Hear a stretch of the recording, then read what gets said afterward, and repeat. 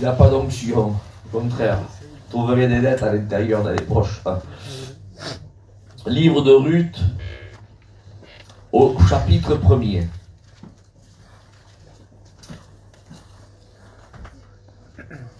Alors, pour celui qui a la parole de Dieu, vous pouvez suivre cette lecture avec moi. Écoutez, s'il vous plaît, on sortira quelques versets. Premier chapitre. Du temps des juges, il y avait la famine dans le pays. Un homme de Bethléem, entre parenthèses, Bethléem, Bethléem, vous savez, hein, je n'ai pas la prétention de vous apprendre quoi que ce soit. Vous répétez ce que vous avez déjà, ça veut dire la maison du pain. Amen. Amen. Gloire à Dieu. Amen. La maison du pain.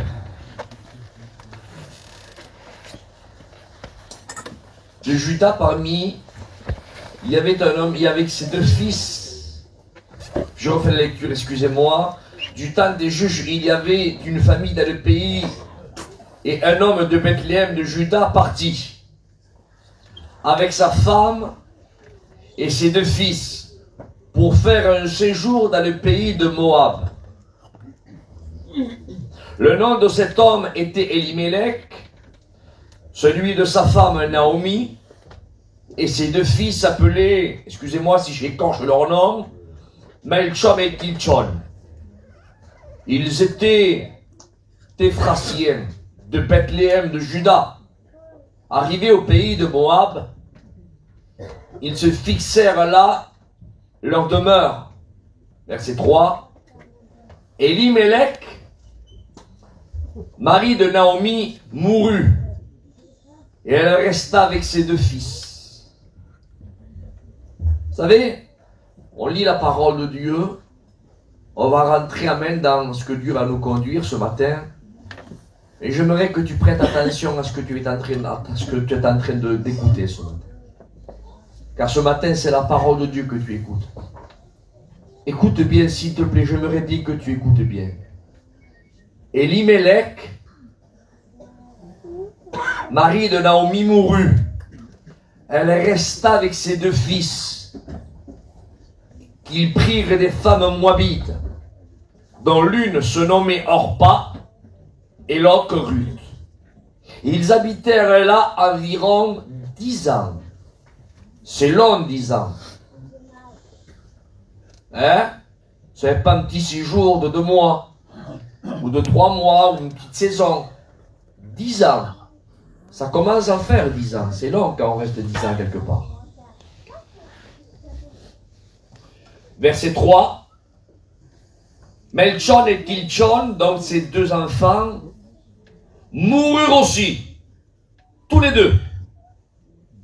Et Naomi resta privée de ses deux fils et de son mari.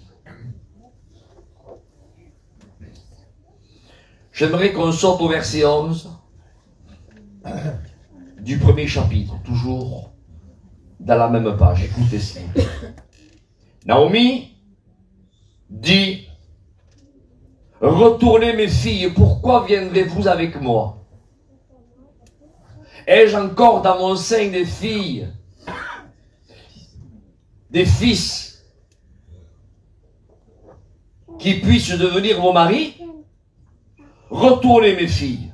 Allez, je suis trop vieille pour me marier, etc., etc. Je vous fais grâce de cette lecture-là. Je saute au verset 14.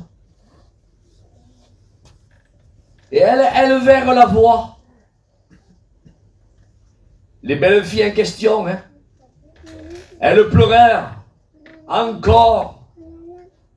Orpa, c'est marqué comme ça. Elle baisa sa belle-mère. Mais Ruth s'attacha à elle. Naomi dit à Ruth: voici, ta belle-sœur est retournée vers son peuple et vers ses dieux. Retourne vers ta belle-sœur. On continue la lecture après. J'aimerais qu'on prie le Seigneur. À Dieu soit la gloire. Alléluia. À ce matin. Merci.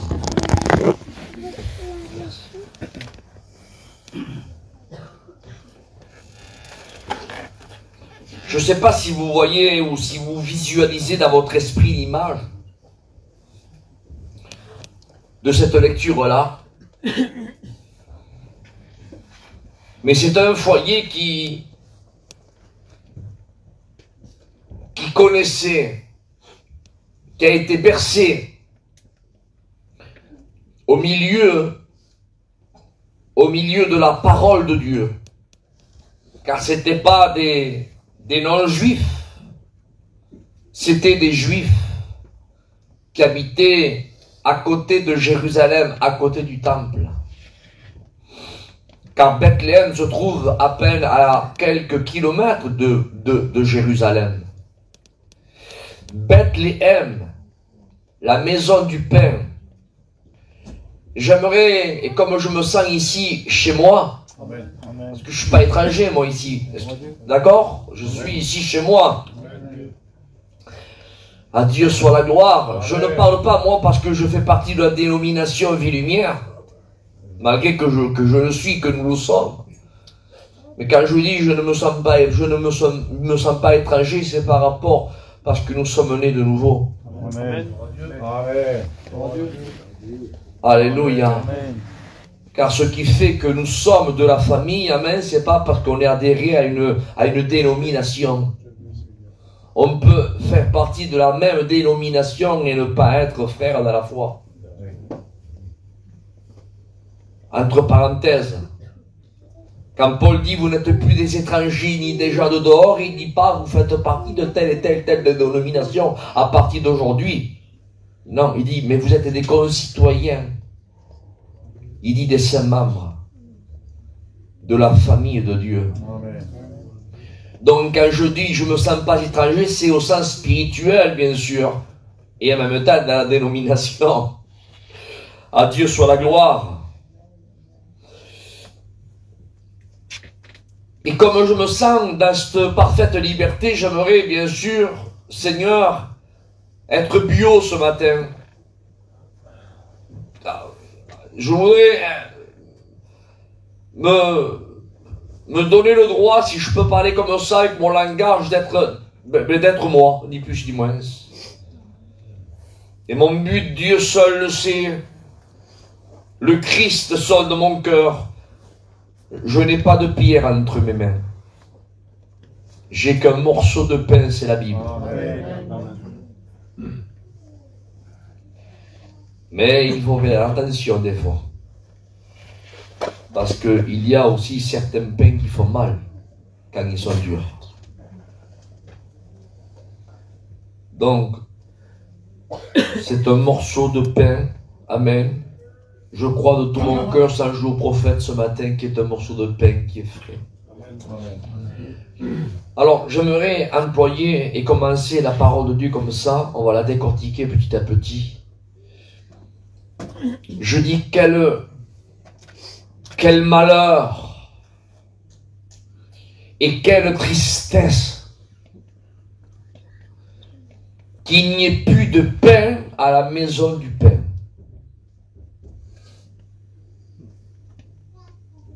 Seigneur, arrêtons-nous s'il vous plaît pas ce détail, parce que ce n'est pas un détail. C'est important, Seigneur.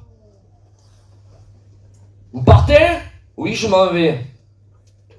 Quelle est la raison de votre départ? Il n'y a plus de pain à la maison du pain. Pas possible. Plus de pain. Comment est-il possible qu'il n'y ait plus de pain? À la maison du pain, il n'y a plus de pain. S'il n'y a plus de pain à la maison du pain, donc il faut trouver la cause. Soit il n'y a plus de blé,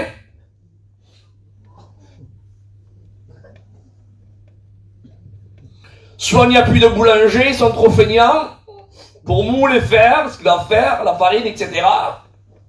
Et enfourner les pains. Ou soit Dieu n'est pas au rendez-vous. Et je vous pose une question. Frères et sœurs, amis, dans le plan spirituel, est-ce que Dieu ne serait plus au rendez-vous? Est-ce que Dieu a décidé, dans l'époque dans laquelle nous sommes en train de vivre, afin de couper les vivres, de ne plus donner du pain? Vous ne croyez pas que s'il y a aujourd'hui, dans certains endroits, un manque de pain frais, vous ne croyez pas c'est parce qu'il y a un manque de boulangers feignants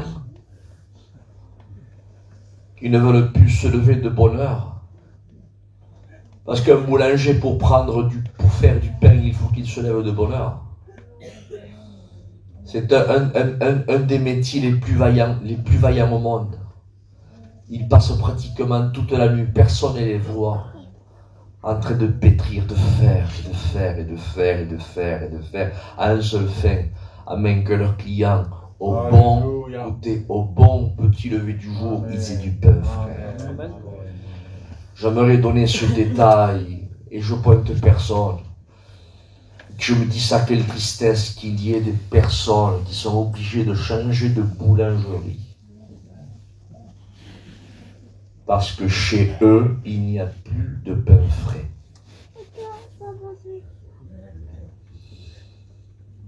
Et moi, je suis un habitué de l'Aveyron. Je ne sais pas si vous connaissez l'Aveyron, le département de l'Aveyron. L'Aveyron, le Cantal, par là-bas, la Lozère. Si vous seriez... Un jour, Jimmy, il en avait fait une... Il faisait une note avec vous l'avez connu, Seigneur. Et il avait cité le pain de Chambéry. Il avait été par là-bas, il avait dit, et un jour, pour aller acheter du pain, le garçon m'a fait faire je ne sais pas combien de kilomètres. Je dis, mais il y a un boulanger, mon fils, par là, pour prendre du pain. Il dit, non, allons à Chambéry, parce que le pain là-bas, il est spécial. Il dit, ben allons à Chambéry. On va goûter le pain de Chambéry. Donc, ça m'est resté ici, vous avez bien compris. Donc, on m'a invité à faire une mission là-bas à Chambéry. Vous comprenez bien que j'ai demandé à manger du pain de Chambéry. Alors, entre parenthèses, c'est vrai que j'ai du bon pain. Le bon pain, hein, les gens connaissent là où il se trouve. On va là-bas. Quel boulanger. Tu verras il a l'apparence. Seigneur. Il a une façon de parler. Fais pas attention à son apparence, à son vocabulaire. Fais pas attention. Même quand tu rentres dans la petite boulangerie, fais pas attention, tu vas voir. Mais alors le pain. Aïe, mais alors le pain. Aïe, le pain. Il y a certains, par contre, il y a à la différence, il y a certaines boulangeries où tout bien est ordonné. Un ordre, mais alors, spécial. Hein. Le boulangerie, on entend gling-glong, on entend les petites clochettes, on entend tout, on entend le monsieur, il est là, voyez les photos, le cadre, s'il est diplômé, s'il est en grade, et combien le pain? Premièrement, il coûte une fortune, et deuxièmement, vous faites ça, on dirait du verre. C'est ça le pain. Il m'a vu une fois ou deux, je te promets que la prochaine fois, je préfère aller voir mon petit campagnard qui est là-bas, qui paye pas de mine, mais alors ce pain, et en plus, t'as vu, plus tu le gardes, plus il est là de chaud, dis donc. Un petit morceau de pignon, je vous le promets, là, je vous dévoile, ma femme n'est pas là, il y a mon gendre, j'espère qu'il y a un pouca ma femme, avec moi ce matin, un petit morceau de trognon, de coude, de pain, hein, qui reste là, il a au moins 4-5 jours le petit morceau, là, comme ça. Je dis à ma femme, je dis, Martina, por favor, s'il te plaît, ne me le jette pas. Mais les enfants ne le mangeront pas, mais je le mangerai moi. Tu me le mets de côté, là, il te dérange pas le petit morceau de pain. Laisse-le là, celui-là, il est pour moi. Parce que j'aime son goût, j'aime cette façon, j'aime ce vieux pain, j'aime la façon qu'il a été fait. Et plus il vieillit bien. Amen. J'aimerais vous dire, frères et sœurs, que la parole de Dieu, le message de Dieu ne vieillit pas mal. Amen. Il est bon. Alléluia. Il est comestible. Alléluia. Amen. Mais pour cela, pour donner du bon pain, frères et sœurs, excusez-moi, je me parle à moi ce matin, sans me faire le procès de qui que ce soit.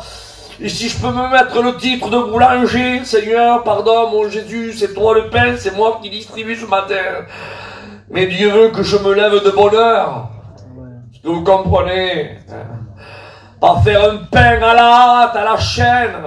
Lequel je prêche ce matin? Celui-là, non, celui-là, je l'apprêche, celui-là, non, celui-là, non. Celui-là, on va pas taper sur l'ordinateur, on va prendre celui-là, t'as fait une concordance, on va faire là. Non, non, on va pas faire du pain à la vite fait. Non, non, non, non. Avec un petit texte grec, un petit texte hébreu. Voilà, quelque chose, une petite anecdote, on va faire un petit peu, voilà, et comme ça, ils verront. Là, on donne une petite forme au pain, ça fera un petit peu plus joli. On met ça, on va essayer de faire comme ça, et ça fera une petite courbe, et il verra que moi, je prêche pas comme l'autre là-bas, et ça fera un petit quelque chose. Oui, peut-être à la vue, mais pas au goûter, pas au goût. Alléluia. C'est pas pareil, est-ce que vous comprenez ça? Mais quand il y a des boulangers qui se lèvent de bonne heure, qui savent amen, qu'il faut qu'ils fassent du pain pour demain. Et il faut qu'ils se mettent, alléluia, amen, à prendre là les mains dans les sacs de farine. Il faut qu'ils mettent les mains à l'intérieur et qu'ils commencent à mettre le dosage. Et qu'ils commencent à mettre là, ils mettent de l'eau, ils commencent à mélanger, et à mélanger. Et une fois qu'ils mélangent, mais ils ne comptent pas les heures passées, s'ils ont passé 10 minutes, un quart d'heure, hein, ou une demi-heure, une heure, ils sont là, jusqu'à 2, 3 heures, 4 heures, 5 heures du matin. Ils en foutent du partout, mais c'est pas qu'ils sont là en train de plaider. Mais quand ils apportent ce pain, mes frères, quand ils apportent ce pain, ils parlent pas l'hébreu, le grec, c'est vrai. Peut-être c'est un pain qui, peut-être la forme, elle n'est pas aussi belle que l'autre, c'est vrai. Excusez-moi mes frères et sœurs, on n'en a que faire de la forme. À quoi ça sert d'avoir un pain bien, quelle belle forme tu lui as adobé. T'as vu quelle belle forme, c'est normal, hein. C'est normal, t'as vu, ça fait beau comme ça. Aujourd'hui, les gens cherchent ce qui est beau. Non, on ne veut pas ce qui est beau, nous, on veut ce qui est bon. Amen.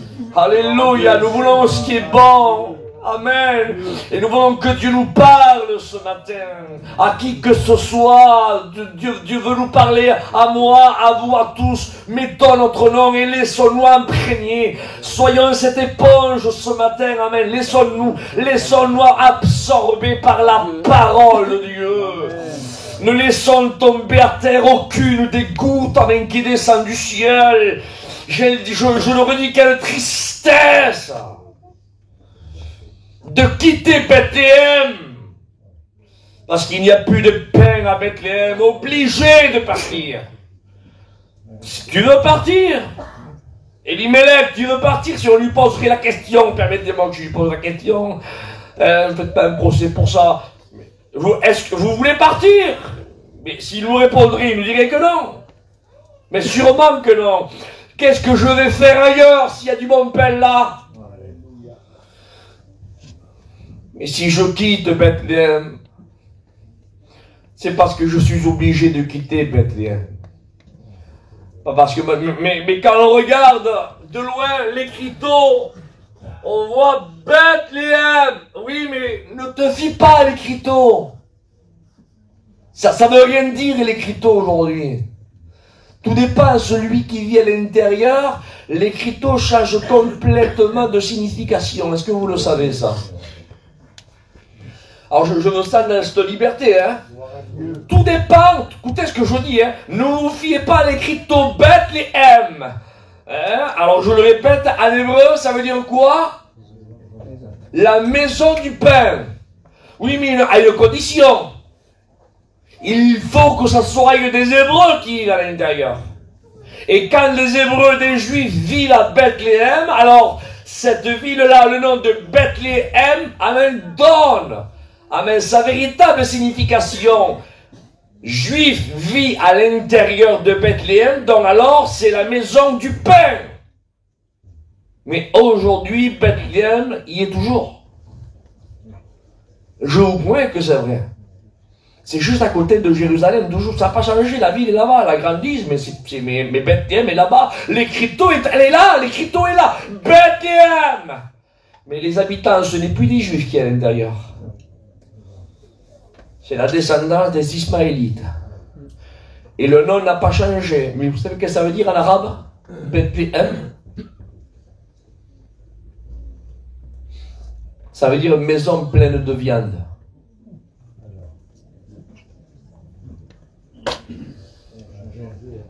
Le même nom, mon frère. Le même nom. Le même nom. Bethléem, maison du pain.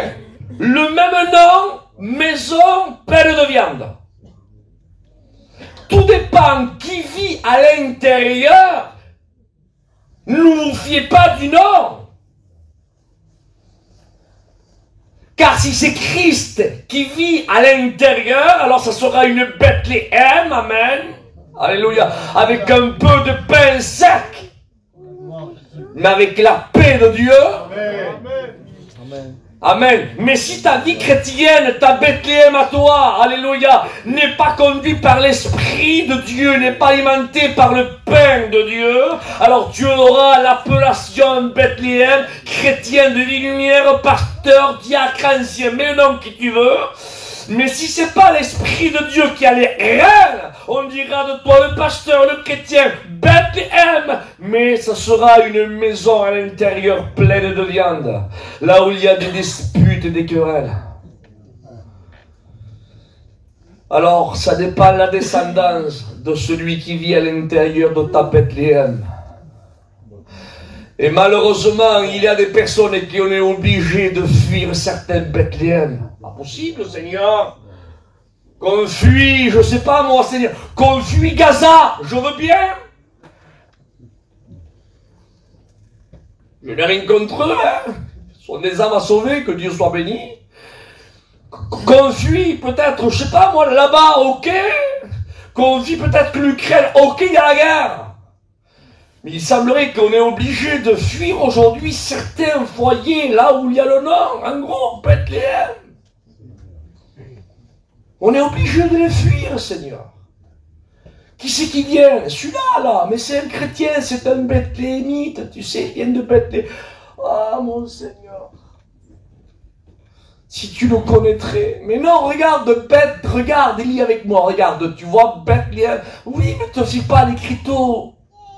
Si tu serais celui qui vient à l'intérieur, là, c'est une maison où il n'y a pas la paix de Dieu.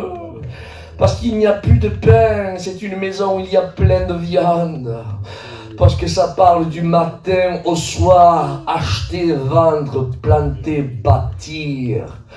Et du matin au soir, je m'en vais faire un voyage là-bas à New York. Je fais un voyage à Punta Cana. Et je veux que mon fils à 11 ans, son anniversaire, se démarque par rapport aux anniversaires de tel et tel cousin. Je veux, lui, il a eu une Hugo Boss comme montre. Alors, ben, lui, l'autre, il aura une Festina. Toi, il a une Festina. D'accord, ben, lui, il aura, on va montrer une Seiko. Ben, lui, il a une Seiko. Moi, je vais mettre là-bas, je vais y acheter une Rolex. Bon, voilà, comme ça, il a 11 ans. Là, il va marquer vraiment la différence. Et tu te dis, toi, que tu es un habitant de Bethléem. Alléluia. Gloire à Dieu. Mes frères et sœurs, je vous le dis devant le Seigneur que c'est vrai. Je sais même pas comment, je sais même pas où je vais ce matin. Je me laisse conduire vraiment par l'Esprit de Dieu. Laissons-nous saisir par l'Esprit de Dieu. Nous voulons que Dieu nous parle. Est-ce que ce matin tu t'es levé en disant Seigneur, parle-moi? Alors ce matin, alors il y a l'ancien qui est là, j'aimerais qu'il y ait un vote personnellement, je ne sais pas si les votes seront l'année prochaine, je crois, c'est même moi les votes, de tout le conseil de direction, j'aimerais qu'on mette à l'ordre du jour, je ne sais pas, je dirais à Vincent ou à Mario, à l'ordre du jour, mettez-le que entre le pépitre, amen, et l'auditoire qui votons pour qu'il y ait un rideau. Un rideau. Mais pourquoi faire? Eh oui, comme ça les gens s'attacheront plus à ce qu'ils entendent qu'à ce qu'ils voient. Amen. On n'est pas venu voir. Il n'y a rien à voir. Alléluia. On est venu entendre ce matin, mais qui que ce soit. Que ce soit un tel ou un tel, peu importe. On est venu écouter la parole de Dieu. Et nous voulons que Dieu nous parle ce matin. Alors, amen, laissons-nous parler par Dieu. Laissons-nous corriger par Dieu. Laissons-nous écraser par Dieu. Quand Dieu bénit, vous croyez que c'est pour vous élever? Pour vous charaver? Voilà, je te bénis, Isaac. Mets-toi là. Voilà, mets-toi là. Je l'ai béni, hein, il est là, regardez-le, hein, je l'ai élevé. Hein. Vous croyez que quand Dieu bénit, il agit comme ça? C'est marqué, après on le lira dans la Sainte Seine. Il dit, il prit du pain. Amen. Il va à Bethléem, il prend le pain, une fois qu'il prend le pain, qu'est-ce qu'il le fait? Il rend grâce, il le bénit. Et une fois qu'il le bénit, qu'est-ce qu'il fait? Dites-le avec moi. Il le brise, mon frère. Et une fois qu'il est brisé, il le donne. Alors en quelques mots, ça veut dire quoi? Je veux être béni, Isaac. Attention, si tu veux être béni, si tu veux être saisi par les mains de Dieu, il va te bénir, il n'y a pas de souci. Mais si tu te laisses prendre par ses mains, c'est parce qu'il veut te briser. Amen. Et une fois qu'il te brisera, c'est parce qu'il veut te donner aux autres. Il veut que tu sois un sujet de bénédiction. Amen. Amen. Amen. Alors il te prend pour te bénir, il te bénit pour te briser, il te brise pour te donner. Amen. Si tu as été donné, c'est parce qu'avant tu as été brisé. Si tu as été brisé, c'est parce qu'avant tu as été béni. Et si tu as été béni, c'est parce qu'avant il t'a pris. Il te prend pour te bénir, il te bénit pour te briser, il te brise pour te donner. Amen. C'est ce qu'il a fait avec Jésus. Alléluia, que Dieu soit béni, à Dieu soit la gloire. Il dit, tu n'as voulu ni sacrifice, ni holocauste, mais tu m'as formé un corps. Alléluia, jette ton pain à la surface des eaux. Et le Père a pris son pain, il a pris, frères et sœurs. Alléluia, il a pris, vous savez pourquoi il a pris? Il a pris pour le bénir. Ah bon, il avait besoin d'être béni, ah ben il a fallu qu'il passe par le processus parce qu'il était ton substitut, il a pris ta place. Hein. Non pas parce que lui c'était pas un béni, comprenez le sens, mais il a fallu qu'il accomplisse tout. Donc au Jourdain, là, à côté dans le désert de Judée, il dit que l'Esprit du Seigneur, alléluia, était sur lui. La colombe était là et la voix du Père avait se fait entendre. Il dit, voici mon fils bien-aimé en qui j'ai mis tout mon amour. Alléluia, il prend le pain, il jette le pain sur la terre, grosso modo, avec mon langage en main de gitan. Il bénit le pain. Une fois qu'il bénit le pain, alors on prend, amen, Ésaïe chapitre 53, verset 10. Qu'est-ce qu'il est écrit? Il dit, il lui a plu à l'Éternel. De quoi? De le briser.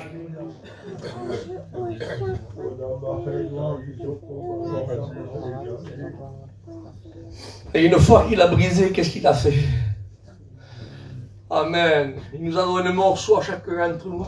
Alléluia. Il dit allez partout le monde.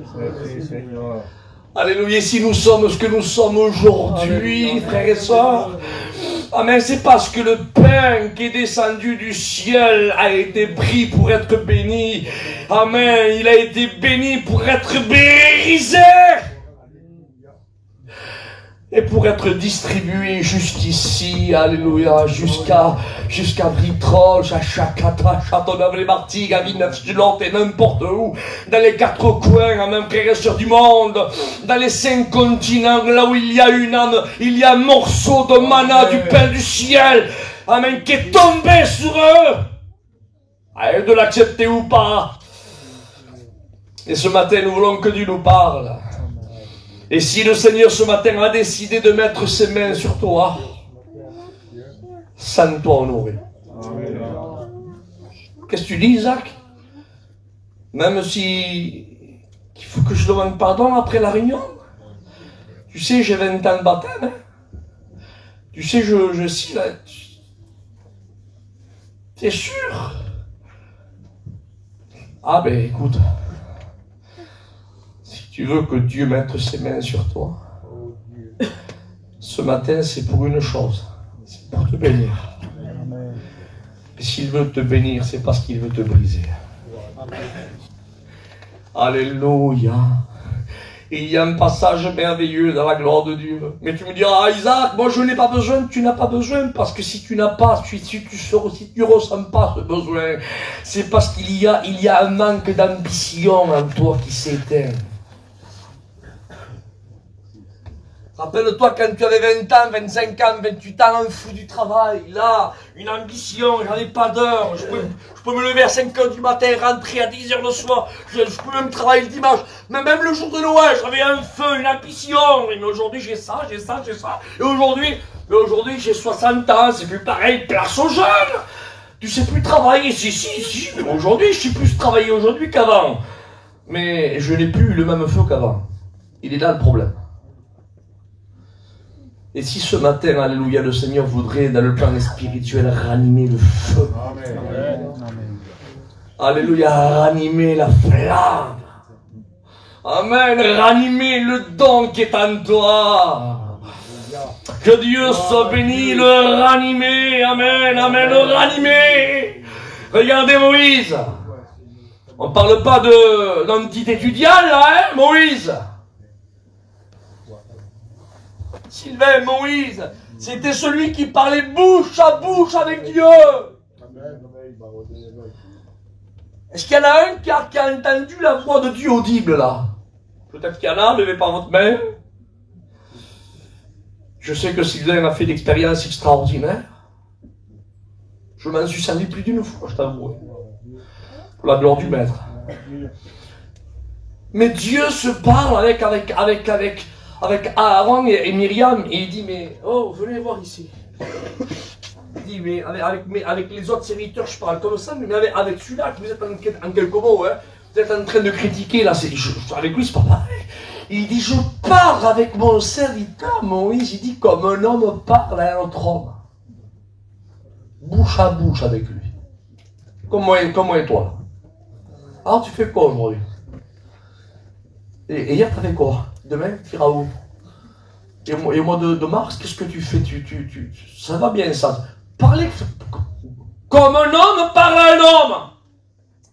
Seigneur, Moïse, celui que Dieu parlait à Moïse, il dit, Moïse, écoute Moïse, quand tu graviras les échelons de la montagne, là, quand le peuple sera en bas et que moi je la visiterai, et que la montagne tremblera, quand j'y serai, hein, quand la nuée sera là, que personne touche la montagne quand elle tremblera, de peur qu'il meure. C'était rien la sainteté de Dieu. C'est pas rien la présence de Dieu. Entre parenthèses, je ne sais pas comment il y a des personnes qui arrivent à jouer au téléphone pendant qu'il y en a à côté qui sont en train de parler la langue, d'être bénis, de donner des prophéties, d'autres en train de pleurer, comme je dis. La présence de Dieu est là, et comme je dis. Ça veut dire, rappelle-moi, il va faire ça et ça. Et Dieu dit, en quelques moments, ma présence est tellement pure, tellement sainte. Écoutez ce que je vous dis, Seigneur, c'est la parole de Dieu qui nous dit ça. Elle est tellement pure, tellement sainte, que les brûlants, on les appelle, les séraphins, les brûlants, amen, se couvrent la face. Mais un moment, non, continuellement. Quand ils n'osent pas le regarder, Et les séraphins, entre eux, hein, ils disent pas ça à Dieu, ils disent le dans Ésaïe 6, ils ne le disent pas à Dieu, hein, ils se le disent entre eux. Ils disent Saint, et l'autre il dit Saint, et l'autre il dit Saint, et l'autre il dit bon Saint, et l'autre il dit Saint, entre eux, Saint, Saint, Saint, Saint, Saint, et l'Éternel des armées, Saint, Saint. Sainteté de Dieu. Dit Moïse, quand je descendrai, quand la montagne tremblera là, que personne ne la touche, hein, car ils en paieront au prix de leur vie. Et Moïse, le petit vieillard, il avait peut-être, il a commencé son ministère à 80 ans, je sais pas, allez, disons peut-être 80 quelques années, il commence à monter les échelons, avec son petit bâton, je fais pas du cinéma, hein. Imaginez, restez ici, je vais parler à Dieu. Et il monte, il monte. Il monte 100 mètres, 300 mètres, 500 mètres.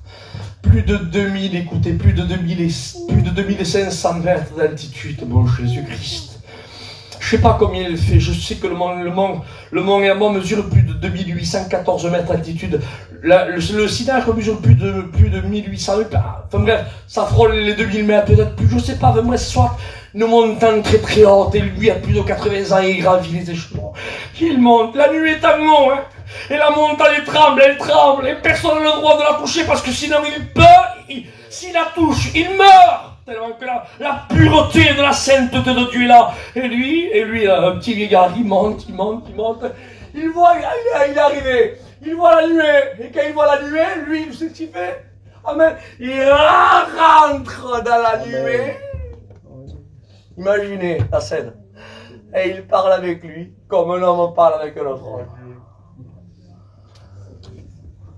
Je pose une question. Moïse n'a pas vu la gloire de Dieu? Si on le laisse témoigner là, maintenant là, hein? Il n'a pas vu la gloire de Dieu. Et si on le laisserait parler, il ne pourrait pas nous parler des 10 plaies d'Égypte qu'il a ridiculisé, l'une des premières puissances mondiales de l'époque. S'il pourrait nous parler qu'avec un simple bâton à travers la main de Dieu, amen, il a visité le plus grand aquarium du monde. C'est lui-même, amen frère, il a marché à pied sec. Parce qu'il sentait le vent de Dieu, le souffle de Dieu qui était là en train de souffler toute une nuit. Pour diviser que des poumons, Seigneur, il a le Seigneur. Il a soufflé toute une nuit. Je sais pas comment tu es en train de souffler, toi. Toute une nuit.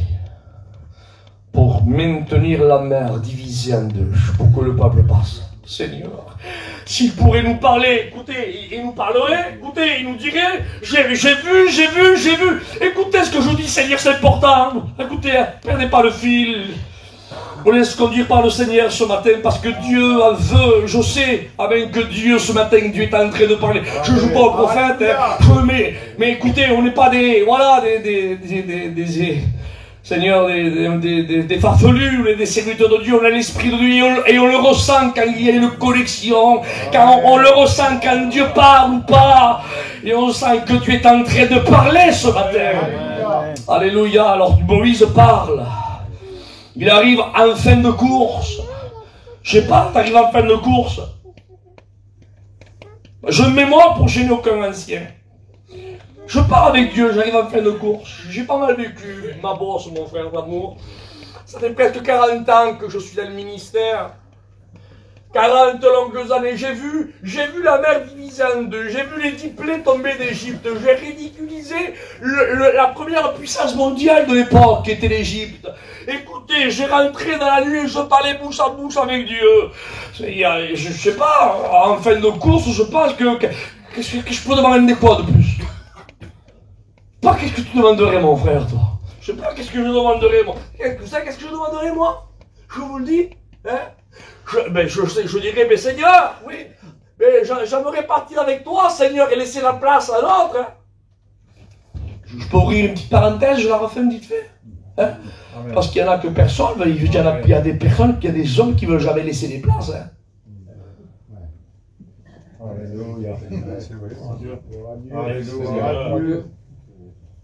Attention, hein. Je disais ça récemment.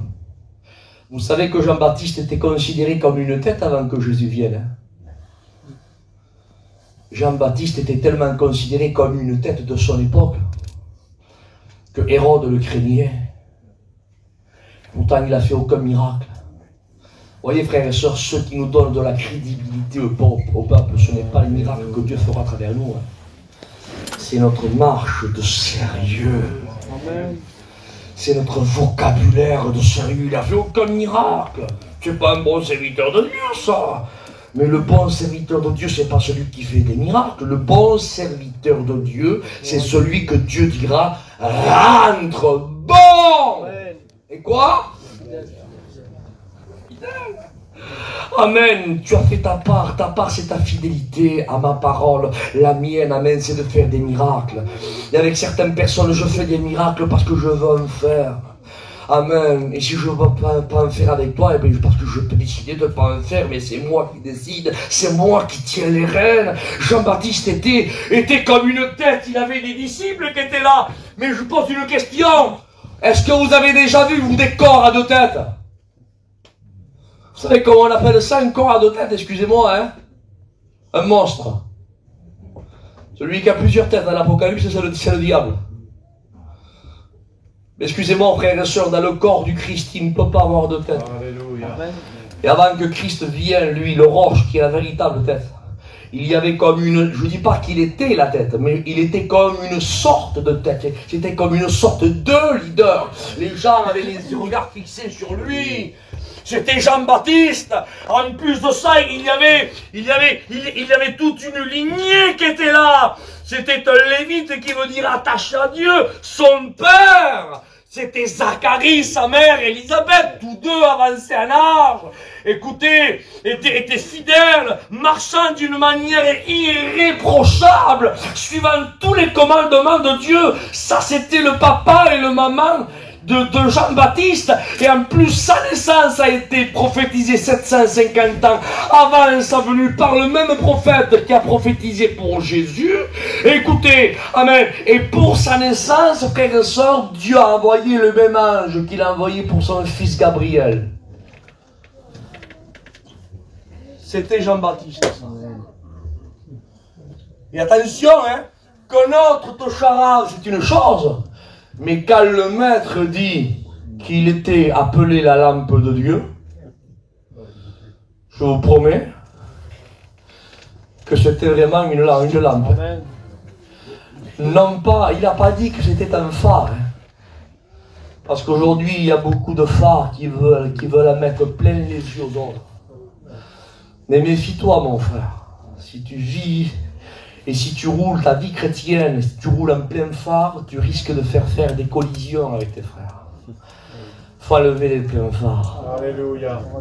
Faut pas rouler en plein phare. Soyons, frères et sœurs, des lampes. Des lampes, amen, n'aveuglent personne. À Dieu soit là. On n'est pas ici pour en mettre plein les yeux. On est ici, frères et sœurs, pour éclairer. David disait, ta parole est une lampe à mes pieds. Amen. Une lumière sur mon sentier, elle me guide. Alléluia, elle me guide.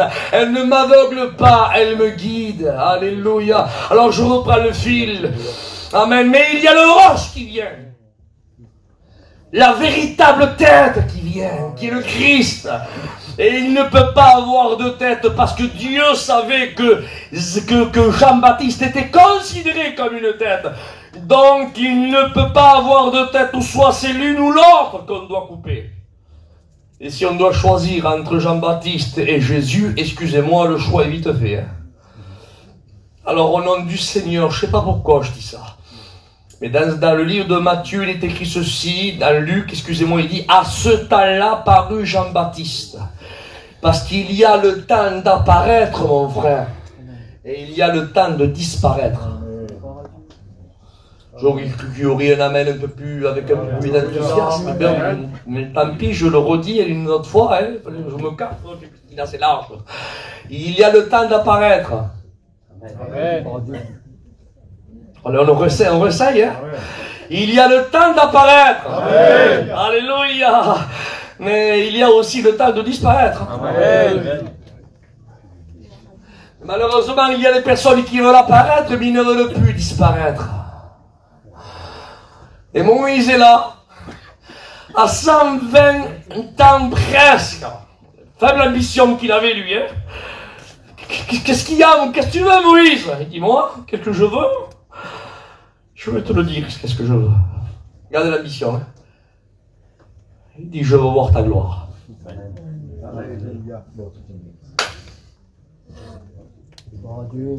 Pas possible, mon Seigneur, que tu demandes ça, Moïse.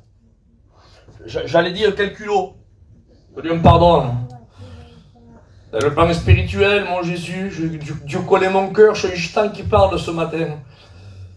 Mais tu étais celui qui gravissait les échelons du Sinaï, tu rentrais dans la nuit, tu parlais bouche à bouche avec Dieu. Avec son doigt, Dieu t'a gravé les 10 tables de la loi, tu les as brisées, tu les as retournées, il te les a redonnées. Seigneur, tu tombais là, devant la tente d'assignation avec ton frère, avec Aaron. Tu voyais t'expérimenter la gloire de Dieu. Tu disais, et la chose, elle se faisait. Ah, tu as ridiculisé la première puissance mondiale de l'époque. Tu as changé le Nil en sang. Tu as pris un petit peu de poussière et tu l'as changé en boue. Tu as pris 3 millions de personnes et tu les as introduits là, vers le pays promis. Quoique tu n'y es pas rentré, mais tu l'as vu de loin. Mais tu as fait pas mal de... Seigneur, je sais pas, non? Si on pourrait écrire sa biographie, là, on pourrait dire, mais et en plus Dieu parle, il dit, et en plus, je parle pas avec lui comme avec les autres.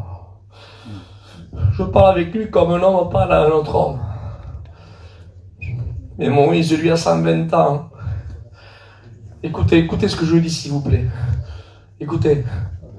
Il ne se lassait pas de sa présence. Alléluia. Bon, moi, je sais pas, j'aurais bondi de la chaise. Bon. Il ne se lassait pas de sa présence. Il ne se fatiguait pas de son onction. Il ne se fatiguait pas de le ressentir à lui. Avez-vous remarqué, frères et sœurs, même quand on met Dieu dans notre temps, comment les réunions sont pesantes et lourdes? D'ailleurs, on va passer un petit moment de prière. Je passe un petit moment pour qu'on autorise un petit peu ma conscience, quand même je suis un chrétien, un serviteur de Dieu, il faut que je le fasse quand même, allez, hop, et j'y vais. Alors je rentre dans ma chambre, je fais ma chambre derrière moi, je me mets là, et je prie le Seigneur. Voilà, Seigneur, excusez-moi, je m'assois. Seigneur, je te loue, je te glorifie, à toi la gloire. Seigneur, merci pour le pain de tous les jours. Merci pour le souffle de vie, Seigneur. Merci, Seigneur, pour ma femme et mes enfants. Merci pour mes parents que tu gardes, Seigneur. Je te présente notre mission, les dirigeants, les leaders, les comités, l'œuvre missionnaire, Seigneur. Je te présente, Seigneur Dieu, les veuves, les orphelins, ceux qui n'ont rien, pourvois pour eux, Seigneur. Parce que eux, voilà, eux, ils ne peuvent pas pourvoir dans leur force, c'est Dieu qui pourvoit. Vous avez compris? Entre parenthèses. Alors Seigneur, bénis-les, Seigneur, je te prie, merci. Voilà, donne-moi, Seigneur, à être calme, donne-moi à me tenir ma chair, à toi la gloire, Seigneur, merci pour ceci, merci pour cela. Que ton nom soit béni, que ton nom soit glorifié, une passe 20 minutes, et commence à serrer, mais comme ça fait seulement comme un petit quart d'heure qu'ils sont là en train de prier, bon, j'ai rien prié. Alors Seigneur, je te présente aussi, Seigneur aussi, ceux qui travaillent dans les hôpitaux, je te présente aussi les aumôniers, Seigneur, qui sont très très importants aussi, les anciens aussi, Seigneur, les veuves, Seigneur, ceux qui ont perdu des petits enfants, Seigneur aussi, Seigneur, je te prie aussi pour eux, Seigneur. Ah, c'est bon, gloire à Dieu, que ton nom soit béni. À Dieu soit la gloire. Merci, Seigneur. À toi la gloire, Seigneur, je te glorifie. Merci, mon maître. Amen. Je crois qu'il a passé 8 jours. Il a passé une demi-heure, mais il a fallu qu'il cite ça. Un moulin à parole. C'est devenu presque comme un monologue. Qu'est-ce que c'est un monologue? Un monologue, c'est quelqu'un que, par exemple, moi je m'assois avec lui, vous voyez, et voilà, Isaac, on parle un petit peu ensemble, et je m'assois à côté de lui, en face de lui, et 3 heures, il parle à lui. Et moi je suis là en train d'écouter. Alors il parle, et en face, il parle. Il est venu parler pour parler avec moi, hein. Et il parle. Et une fois qu'il m'a tout dit, bon Isaac, allez, je m'en vais, à demain.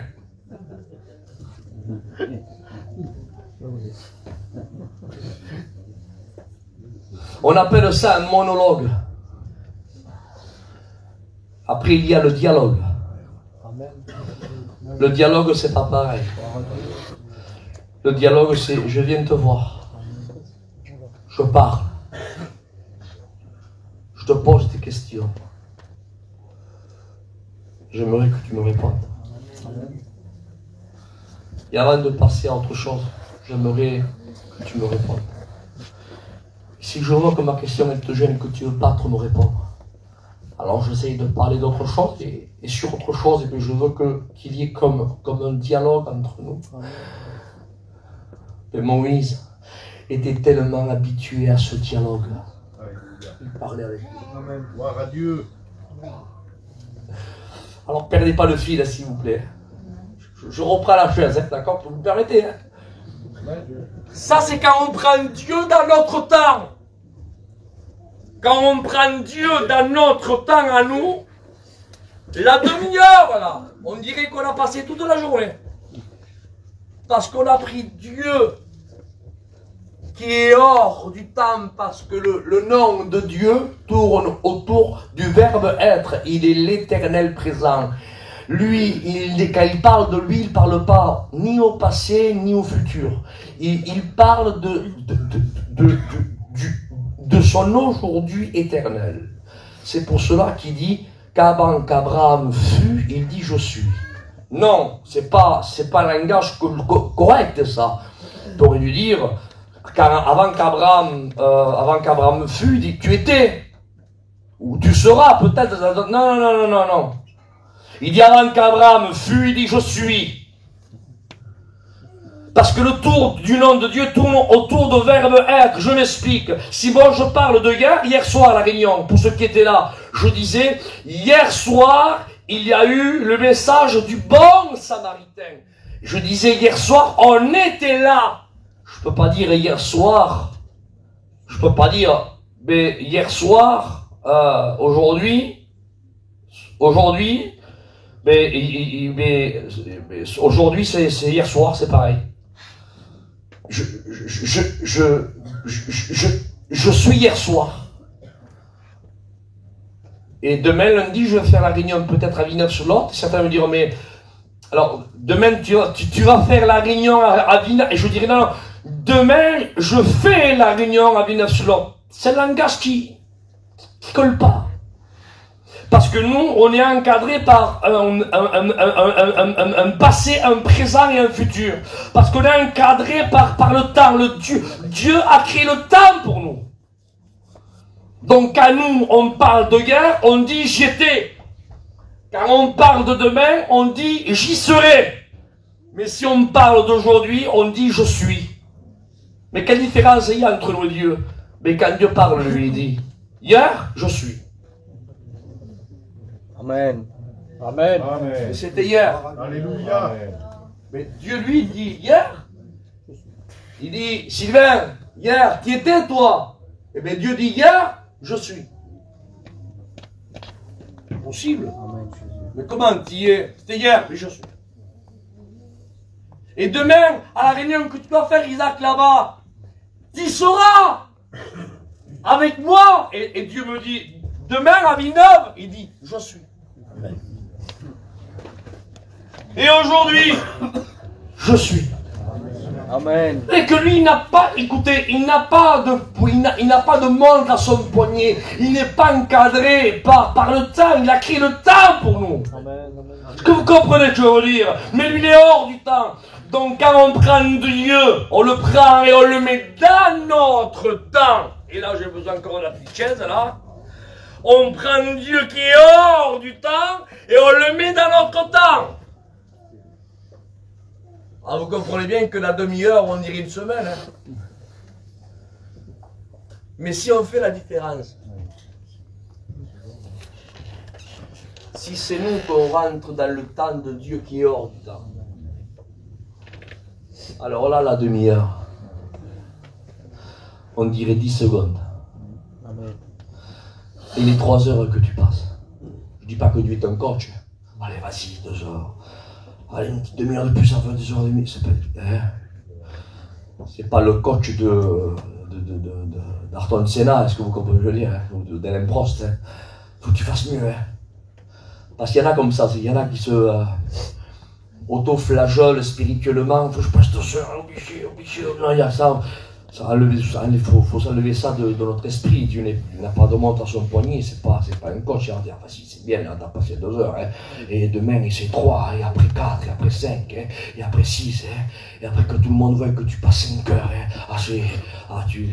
Tu crois choquer Dieu en passant 5 heures de prière par jour, mais Dieu est hors du temps, lui. 1000 ans, et comme un jour à ses yeux. C'est quoi 5 heures? Tu veux le choquer avec 5 heures, toi? Mais quand tu veux passer un moment dans sa présence, pour lui. Parce que excusez-moi, mais t'en as que faire du temps. Ce que tu veux, toi, c'est sa présence. Amen.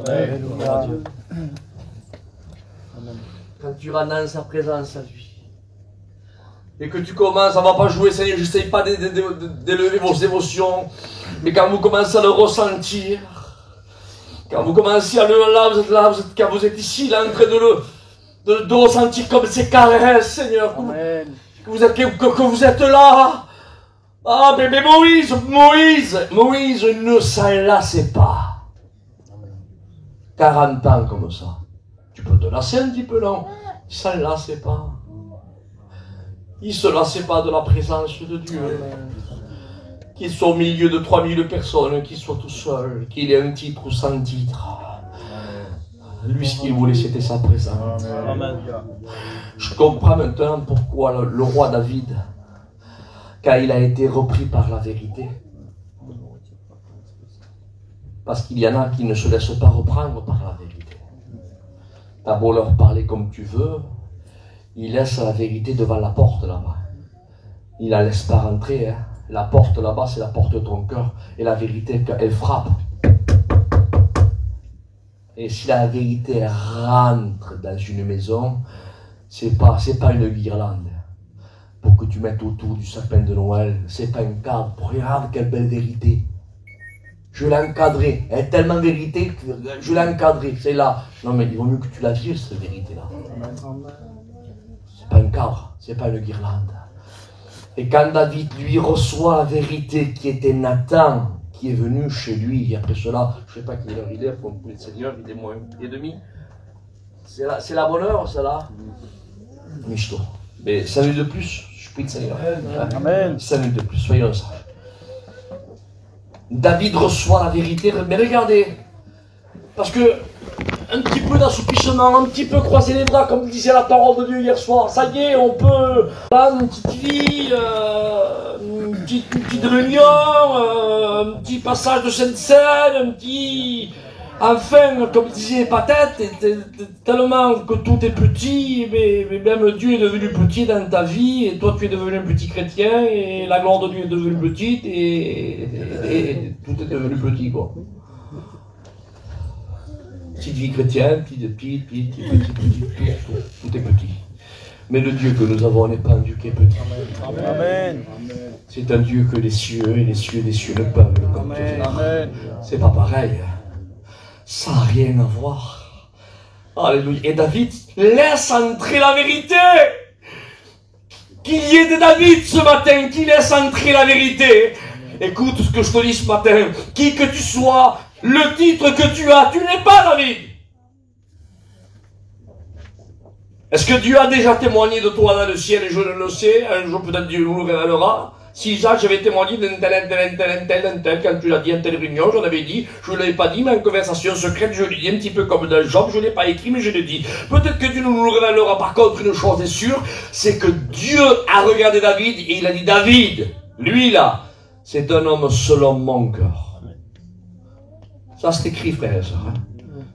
Et là, il n'y a pas, là, c'est du concret, c'est sûr, c'est du solide, c'est un fondement, c'est solide, c'est Dieu qui l'a dit. Eh bien, il connaissait la vérité. Il vivait la vérité, il aimait la vérité, il n'en avait que faire des quand dira-t-on, écoutez, c'était un petit peu selon les coutumes juives, on disait que que c'était un petit peu le rejeté de son père. On comprend pourquoi maintenant, en étant le plus jeune, on le mettait en face les lions et les ours. Parce que quand on aime un petit, on ne met pas le petit, le plus jeune, garder des brebis au milieu des lions et des ours. Quand on sait qu'il y a des lions et des ours, on n'envoie pas le plus petit de la troupe. On envoie le plus costaud et on envoie peut-être deux ou trois garçons. On ne sait jamais, mon fils. Mais quand on envoie le dernier, là, vas-y toi, c'est le petit dernier, vas-y. C'est parce que selon les coutumes juives, alors on ne va pas rentrer là-dedans, Seigneur. Et ne me faites pas un procès pour ça. C'est pas écrit dans la parole de Dieu. Quoique David fait des sous-entendements, David va louer, il va louer, il loue Dieu, mais il va élever sa mère, il dit, je suis ton serviteur, il dit, le fils de ta servante. Normalement on ne charre pas une mère comme ça, c'est le père qu'on charra. Je suis le fils d'un tel, fils d'un tel. Est-ce que vous comprenez ça? On disait par exemple, mettons David, fils d'un tel, Benjamin, fils d'un tel, Saül, fils d'un tel. Mais là, lui, il se présente et il dit, je suis ton serviteur, fils de ta servante. Donc, il ressentait beaucoup plus. Le texte nous laisse entendre, et selon certaines coutumes rabbiniques, on n'est pas des rabbins, hein, mais ils ont fait quelques recherches et ils disaient que comme physiquement David ne ressemblait pas à ses frères, et qu'il avait la peau claire avec les yeux clairs, et qui n'a rien à voir avec l'aspect d'un juif, eh bien, il croyait que, excusez-moi de mon langage, eh bien, Ésaïe croyait que c'était pas son petit. Il croyait que voilà, il y avait eu une faute. Mais comme elle n'était pas prouvée, cette faute-là, donc si vous préférez, le père Ésaïe avait moins d'affection pour son petit. Moins d'affinité. C'est pour cela qu'il a tellement de moins d'affinité pour lui que quand le prophète le rentre dans sa maison, il l'appelle même pas. Appelle tous tes fils. Je les appelle tous. Tous là. Il manque pas David. Il se rappelle même pas de lui. Tellement que pour lui c'est le rejeté du papa, c'est celui le méprisé du papa. C'est pour cela qu'il le met là-bas au milieu des ours et des lions. Mais David, lui, connaissait la présence de Dieu. C'était le roi de Dieu. Celui, alléluia, qui dialoguait avec Dieu. David devait avoir une plaie profonde dans son cœur que Dieu devait connaître. Et je vous promets devant Dieu qu'entre parenthèses, qu'il n'y a rien de caché qui soit mis à nu et à découvert. Amen. Alléluia. La preuve, amen, quand Bartimée a appelé Jésus, comment il l'a appelé? Il dit Jésus, fils de David. Alléluia.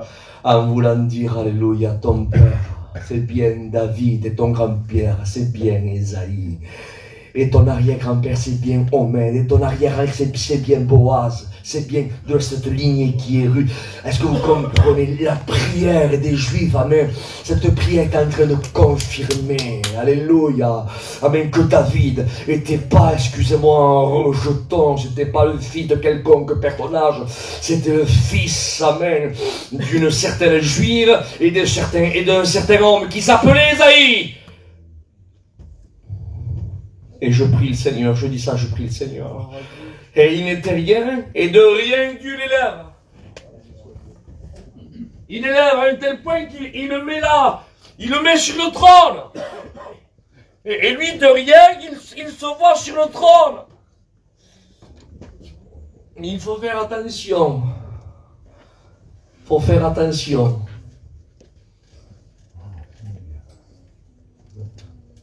Je ne sais pas si ça a enregistré, Seigneur, ce matin. Mais j'ose le dire, tant pis. Vous savez que on est entre nous ce matin, c'est dimanche matin. Amen. Ça veut dire que quand je dis entre nous, il n'y a que la famille de Dieu, il n'y a pas d'inconvertis. Vous savez que certaines places font peur. Parce qu'il y a des places. Tant que Dieu t'y prend et tant que Dieu t'y assoit, Amen. Et que tu restes la tête en dehors du courant de ce monde, tu es un sujet de bénédiction et pour toi-même et pour ceux qui t'écoutent. Mais quand tu regardes ce trône, cette place, cette chaise, ce titre, mais le nom que tu veux, et que tu commences à détourner les regards de Dieu, et tu te dis, finalement, je suis pas n'importe qui. Finalement, je suis pas n'importe quoi. Finalement, je suis quand même respecté. Finalement, je suis pas... Ben finalement, quand je parle, moi, j'attire un petit peu l'attention. Mais finalement, quand tu commences à agir comme ça, ce sont des symptômes qui apparaissent, qui démontrent qu'il y a un danger. C'est un signal. C'est pour cela que Dieu a retiré Moïse. Moïse, mais quel était le signal de Moïse? Quand Moïse a frappé le rocher. Moïse, tu frappes le rocher, tu parles plus au rocher. Tu n'es plus à ta place. Avant que tu détruises ce que j'ai construit entre tes mains, je te prends tout de suite. C'est quoi le symptôme? Quand on ne parle plus au peuple et qu'on commence à prendre le bâton de la parole et qu'on ne parle plus, mais qu'on commence à frapper et qu'on frappe, c'est un symptôme qu'il faut savoir prendre le ballon et de passer à un autre. Amen. Pour que l'on aille courir là-bas entre les deux cages et marque le but, tu n'y arriveras pas tout seul. Est-ce que tu comprends? Je reprends le fil.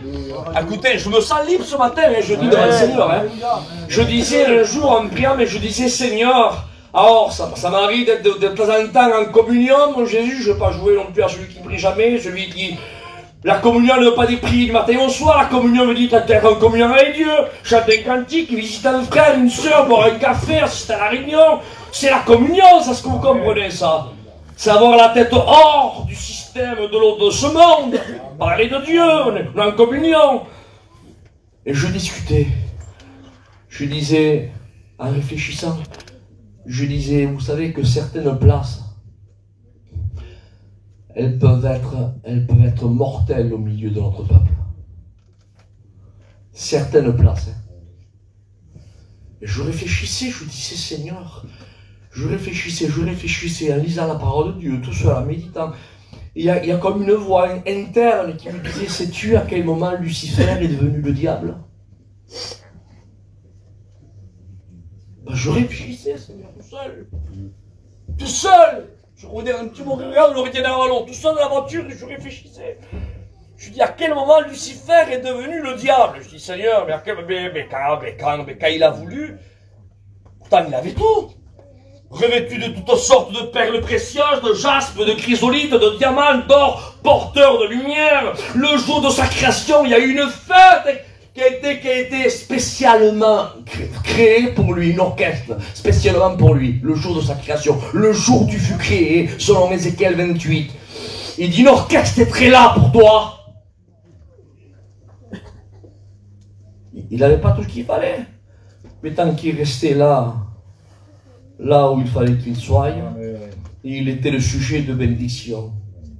Mais quand il a commencé à aspirer une place que Dieu ne voulait pas lui donner, alors il faut inventer un système B.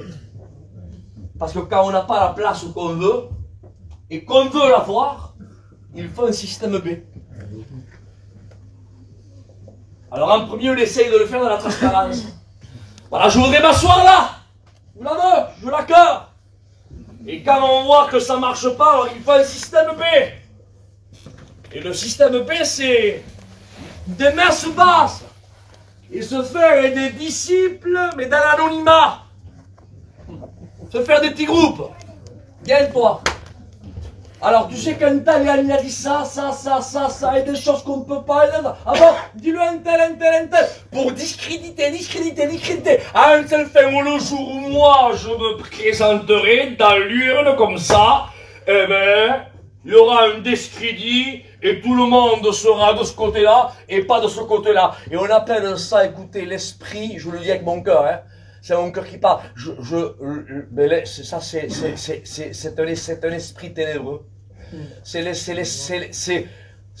pas l'esprit de Dieu, ça, est-ce que vous comprenez ça? Parce que pour acquérir ce que Dieu veut pas lui donner, eh bien, il en a que faire de briser l'union qu'il y a dans le ciel. Et c'est ce qu'il a fait. Il a mis une division entre les anges et les anges. Il a retiré un tiers. Et comment se fait comme il a fait pour retirer un tiers? Eh bien, il a dû faire des petites messes basses. T'as vu un tel, il était à côté. T'as vu avant un tel, ah bon?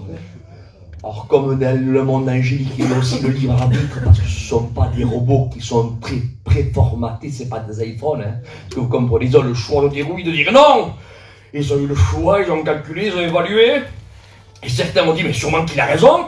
Mais oui, pourquoi serait lui pour un plus? Voilà, plus c'est pour un bien, c'est pas pour un mal, mais il a raison, on va le suivre, il arrive. Et le fait de ne pas avoir ce que lui il désirait, parce que si Dieu veut lui donner, c'est simple, tiens, tu l'as, assis-toi et ça y est. Mais quand on s'assoit pas, parce que Dieu a décidé de pas la donner, alors qu'est-ce qui se passe? Quoi? Et il se passe, frère et sœurs, qu'il y a certaines catégories d'hommes qui créent des tumultes et des divisions à l'intérieur du corps. Et il y a des groupes dans des groupes. Il y a des disciples dans l'anonymat.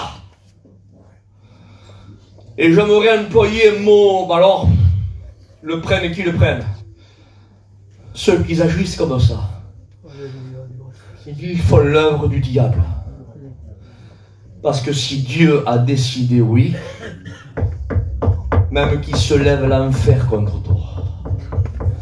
Si Dieu a décidé oui, ça sera le oui de Dieu. Et si Dieu a dit non, même que tu aies tout ce que tu veux avec toi, que tu aies tout... Si Dieu a dit non, c'est non.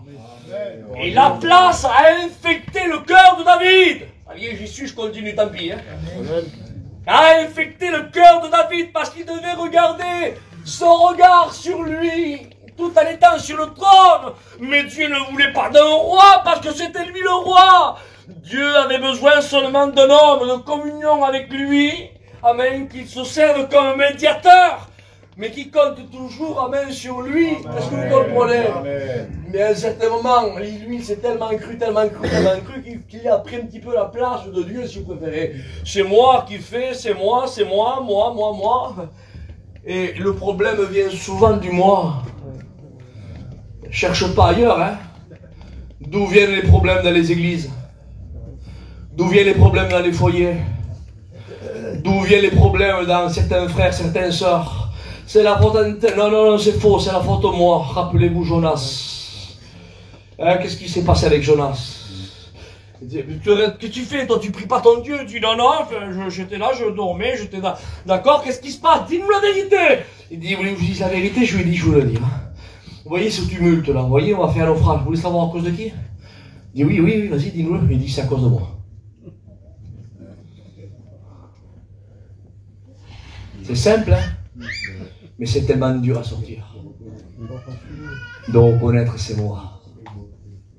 Ah bon? Qu'est-ce qu'il faut faire pour que le calme revienne? Qu'est-ce qu'il faut faire? Vous voulez que le calme revienne dans le navire? Mais c'est simple. Il dit, prenez le moi. Jetez le moi. Car je sais que c'est moi qui attire vers vous le malheur. Et bien moi je dis, si ta vie chrétienne ça va pas. Ah ben si dans l'assemblée ça va pas, si dans ton foyer ça va pas, si dans ton ministère ça va pas, ce n'est pas la faute à un tel ou à un tel. S'il y a même des vagues géantes qui sont en train même de frapper la poupe de ton navire, de ta vie chrétienne, ose te mettre devant Dieu ce matin et de dire c'est à cause de moi.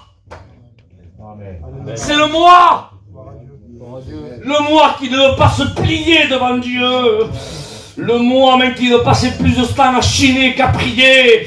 Amen. Le moi qui veut regarder plus de chaînes télévisées. Amen, amen. Regarder des choses qu'il y a dans le bon coin que lire la parole de Dieu. C'est à cause du moi, du moi, du moi. Et je veux que la paix revienne. Alléluia. Je veux que le calme revienne. Je veux être l'homme de la solution. Je veux être la femme de la solution. Alors ce matin, ose le dire. Fais comme Jonas. Prends-le-moi. Non, non, on aime bien prendre les autres, nous. C'est lui là, hein? Excuse-moi. J'ai tellement été bercé par tes cantiques dans ma jeunesse. Je pourrais te les citer un par un. Tu m'as pas fait beaucoup pleurer, toi. Non, non, c'est un tel là-bas, hein. C'est où c'est l'autre, hein. C'est bizarre, hein, c'est toujours là-bas, hein. Toujours. C'est jamais nous. Ce matin, est-ce qu'il y aurait des personnes qui oseraient laisser rentrer la vérité dans leur cœur? Parce qu'entre parenthèses, vous savez que de reprendre, c'est facile. Mais de se laisser reprendre, ça reste entre vous et moi ce matin. Sylvain, mon frère, je te parle avec mon cœur. Se laisser reprendre, ça prouve l'authenticité du véritable homme et femme de Dieu. Amen. Amen. Alléluia. Celui qui ne se régime pas, qui abaisse sa tête, qui dit c'est vrai, Seigneur. C'est moi ça. Qu'est-ce que tu dis? C'est moi ça. Amen. Non, c'est pas toi, pas pour. Si, c'est ça là. Ce matin, je n'ai pas honte de te demander pardon. Parce que c'est ce qui s'est passé à David et je prie le Seigneur. Qui c'est? La vérité. Nathan.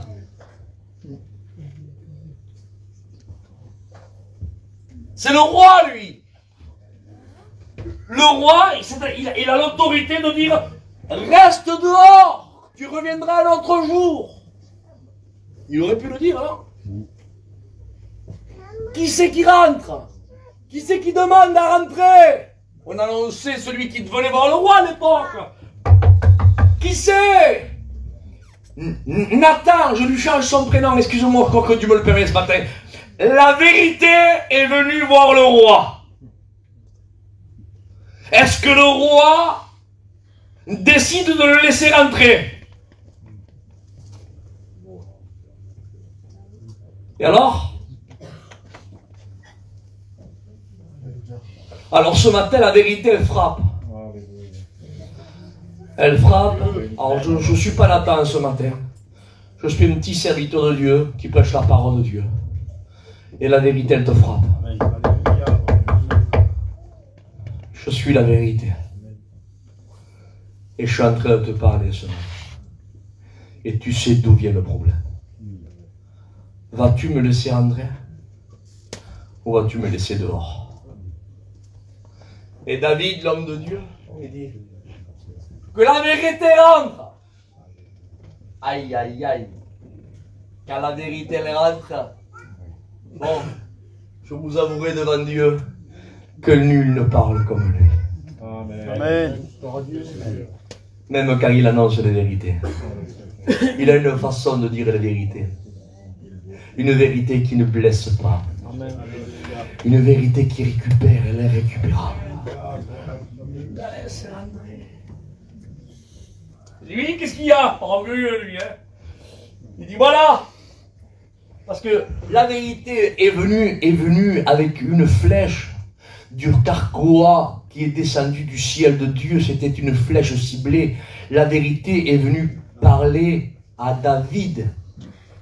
Mais attendez. Est venu à parler à David le berger. Pas à David le roi. Je le redis. La vérité est venue à parler à David le berger. Alléluia. Non pas à David le roi. Le roi était là. Ils ont besoin de quoi? Quel ordre? Qu'est-ce qu'il y a, Nathan? Qu'est-ce que je peux faire pour mon armée? Qu'est-ce qu'il y a? Il y a un problème avec les autres nations? Non, non, non, pas de problème. Je voudrais te raconter une petite histoire seulement. Il dit un jour, il lui réveille.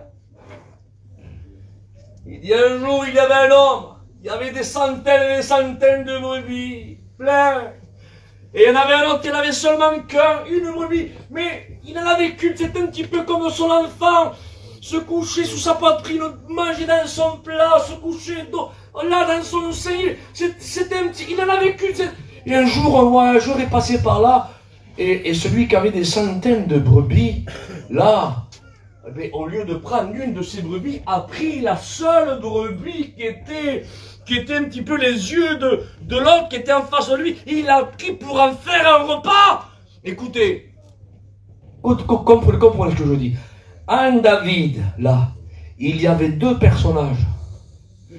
Il y avait le berger qui était là, là, et il y avait la couronne du roi qui était là. Mais quand Dieu a choisi David, c'était pas amen pour que le berger porte la couronne. Il voulait amen que ce soit un berger qui gouverne le peuple.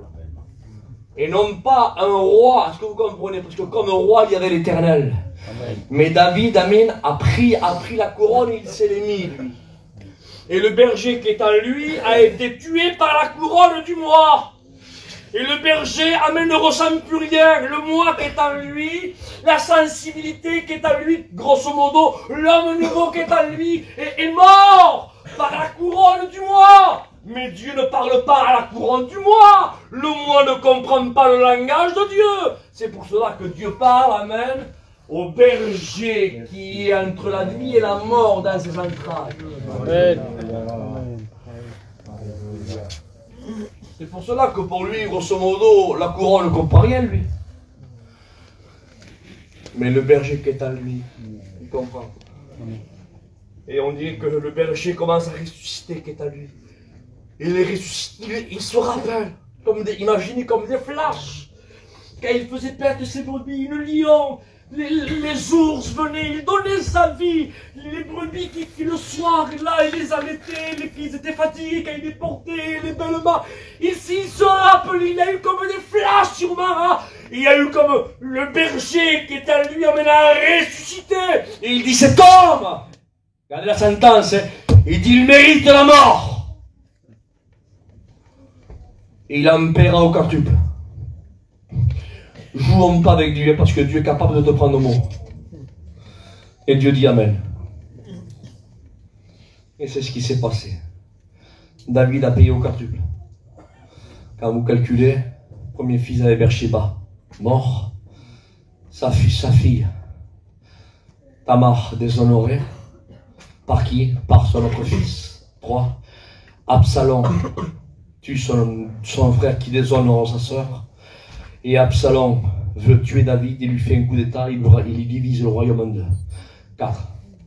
Il le paiera au quintuple. Faisons attention à ce qu'on fait, ce qu'on dit. Dieu peut nous prendre au mot. Dieu a dit Abel. Et quand il a dit, cet homme c'est toi, vous savez qu'est-ce qu'il a fait lui? Il aurait pu se le cacher. Hein? Qui c'est qui connaissait le péché de David? La seule c'était Beersheba. Le sol c'était lui. Et Dieu, il aurait pu dire, mais c'est pas vrai. Quel menteur. Pardon Seigneur de dire ça. Mais quel mensonge. C'est pas vrai tout ça. Il n'y a rien de vrai. Coupez-lui la tête. Non. Il a accepté la vérité. Quand il lui a dit cet homme c'est toi, il s'est incliné. Il a demandé pardon à Dieu. Et il a écrit le psaume 51. Ne l'écris pas le psaume 51, David. Tout le monde le saura. C'est pas grave. Même que tout le monde le sache. Je n'ai que faire. Et il dit, Seigneur, ne retire pas de moi ton Esprit Saint. Ce matin, j'aimerais qu'on ferme nos yeux. Je demande 1001 pardon. Le 1 peut-être étant trop, mais c'est pas grave. Pour trop de temps que j'ai pris. J'ai la tête sur mes épaules et je sais que j'ai été un petit peu trop bavard. Mais qui suis-je pour dire à Dieu de dire non si Dieu veut parler? Amen. Nous croyons avoir été soumis à Dieu ce matin. Alors ce matin, je me récompris le Seigneur. Loue le Christ. Qu'on le glorifie et qu'on l'exalte. Seigneur, nous t'aimons.